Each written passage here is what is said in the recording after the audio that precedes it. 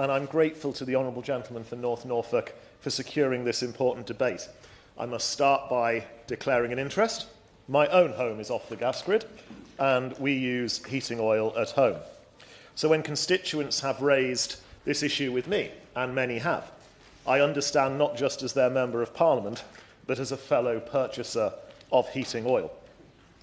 When prices doubled, or sometimes, as we have heard, tripled overnight following the outbreak of war in the Middle East, it meant a genuine financial shock, even higher than in 2022 when Russia invaded Ukraine. According to evidence from Martin Lewis of Money Saving Expert, customers who had paid around £300 to £350 for 500 litres of heating oil in February were being quoted between £600 and £1,000 just weeks later, and that price continues to go up. That is not a marginal increase. For families on fixed or modest incomes, not just the poorest households, that is the kind of bill that forces a choice between heating, between eating, and other necessities. So far, the government has allocated, as we've heard, £53 million in very targeted financial support across the United Kingdom. It has announced intentions to introduce consumer protections, including dispute resolution, greater price transparency, and enhanced protections for vulnerable groups. To be fair, it has asked the Competition and Markets Authority to examine the market, and it has signalled that an energy independence bill will include powers to establish an ombudsman or appoint a regulator. I want to acknowledge all of those steps. They are not nothing. However, let us be very honest about what they amount to in practice. In Northern Ireland, as we have heard, where almost 2/3 of households rely on heating oil, the allocation amounts to roughly £35 per household. The First Minister of Northern Ireland described it as a slap in the face. The Finance Minister said it was significantly below par. In Scotland, eligible households can apply for £300 in support.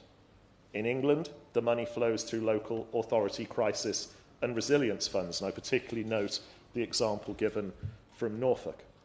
And I would ask ministers whether they are confident that funding is actually reaching people in every part of our country at the pace and scale required, because the evidence suggests from many places the answer is not straightforwardly yes.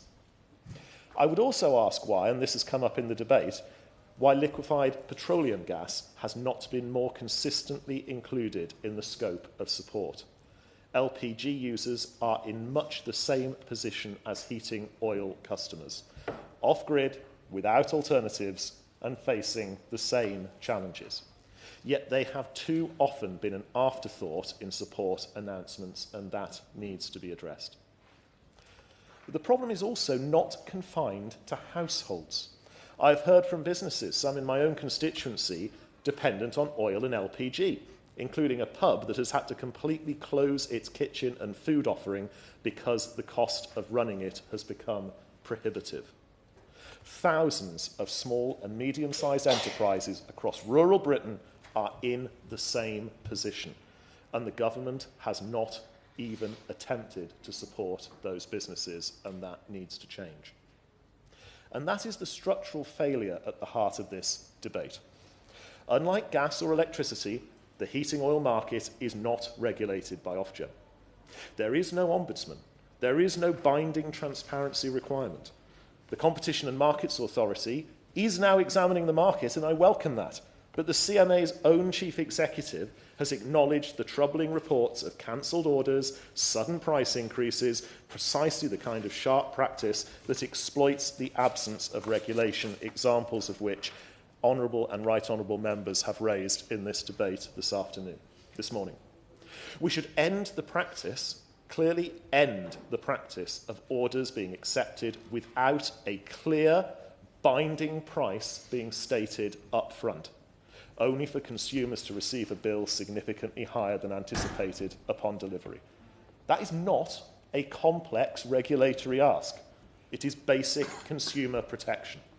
When someone agrees to take delivery of heating oil, they should know what price they are paying before the tanker arrives, not after it.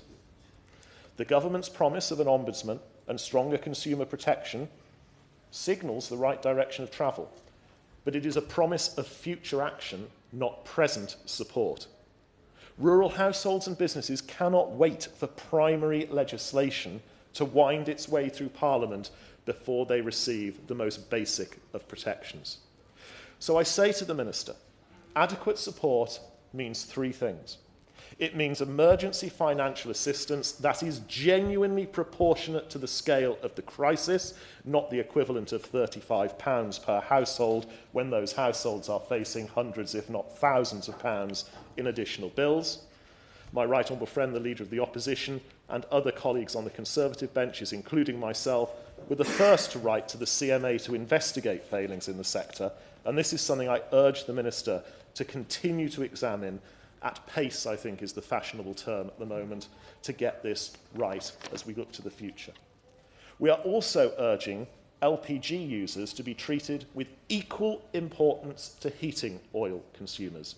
And it means immediate binding price transparency requirements so that consumers know what they are paying before they commit. Around 1.5 million households across the UK rely on heating oil. They are disproportionately older, disproportionately rural, and disproportionately without alternatives. They deserve better than warm words and a timetable that seems to stretch endlessly into the future.